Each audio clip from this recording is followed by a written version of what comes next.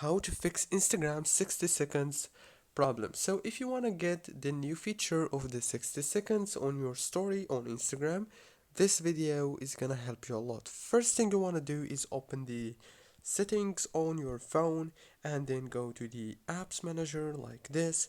Open the apps and then you have to wait a few seconds right here. It will start loading the apps that you have on your phone.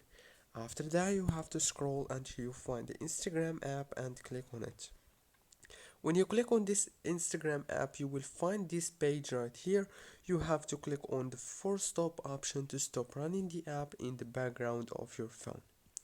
After that, you have to open the Play Store or the App Store if you have iPhone. Search for Instagram and click on this update option.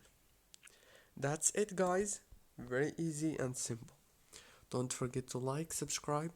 Thank you for watching until the very end.